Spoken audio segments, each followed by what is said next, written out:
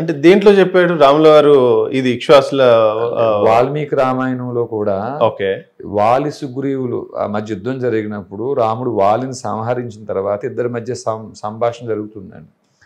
అప్పుడు రాముడు చెప్తాడు, వాలి ఈ భూమి అంతా ఇక్ష్వాక వంశీయులది, ఓకే ఆ ఇక్ష్వాక వంశంలో పుట్టిన భరతుడు ఈ భూమిని ఏలుతున్నాడు, ఆ భరతుడు ప్రతినిధిగా తప్పు చేసిన నిన్ను సంహరించే హక్కును నేను కలిగి ఉన్నానయా అని చెప్పి అన్నాడు. ఇక్కడ సారాంశం ఇక్ష్వాక వంశీయులది భూమి అని రాముడు ఎందుకన్నాడు? ఏం భృగు వంశీయులు ఇక్కడ లేరా, భరత వంశీయులు ఇక్కడ లేరా, కుశవంశీయులు ఇక్కడ లేరా? కానీ రాముడు ఇక్ష్వాక వంశీయులదే అని భూమి ఎందుకన్నాడు?